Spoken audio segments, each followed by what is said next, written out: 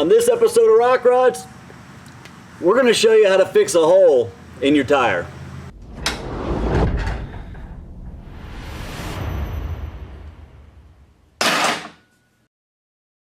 What's going on, everybody? This is Jake Burkey from Busted Knuckle Off-Road, and as you know, it absolutely sucks getting a hole in your tire, especially an off-road tire that's very expensive.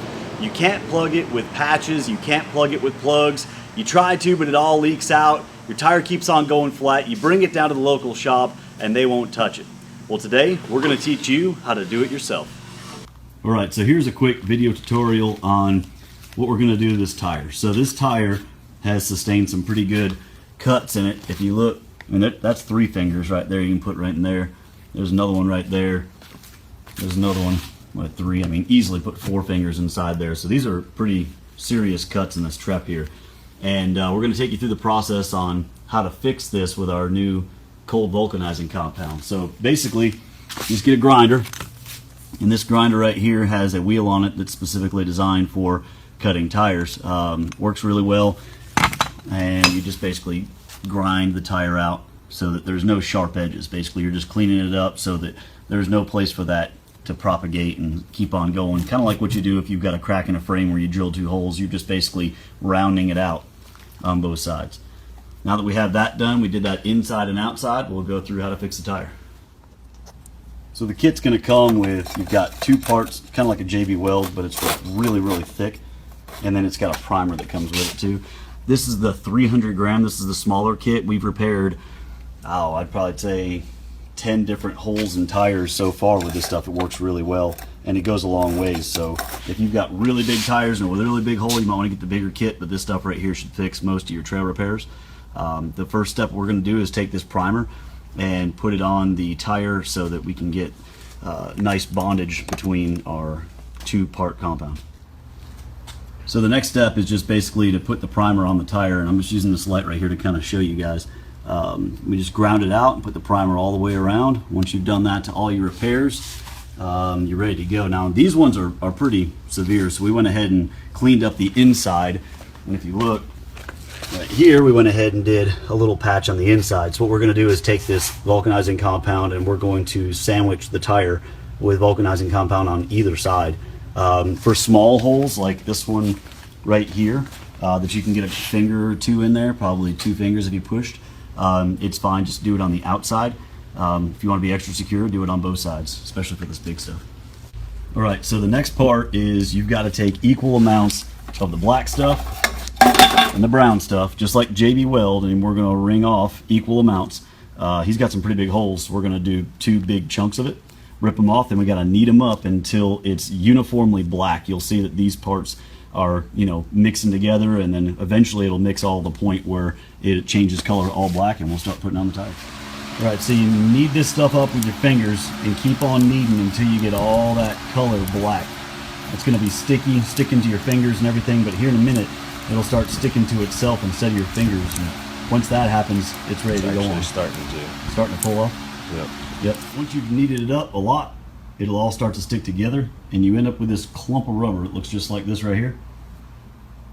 And we're going to break it in half, and we're going to start putting it inside the tire.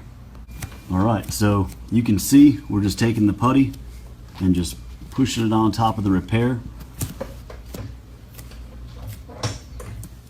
Right, so the next step, once you get this stuff pushed into the hole, what we did was we pushed that one solid clump from the front to the back. And it's one repair that's going to sandwich the tire in front and back. And basically we just pushed the material through and then curled it over and then fanned it out on both sides. And we're going to do the same thing to the other holes.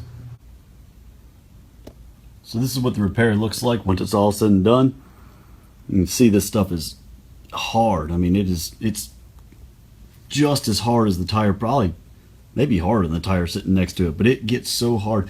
This was not prepared properly. This was a cut that you could put 4 fingers in all the way down through there. I ground it out, slapped this putty in there, let it harden. Completely wrong. I mean, you should put it on the inside and outside. You should clean it. You should do all that stuff. But I wanted to show you guys just how strong this product is. You take this stuff and you literally just stick it in there, and when it hardens up, it is just absolutely tough.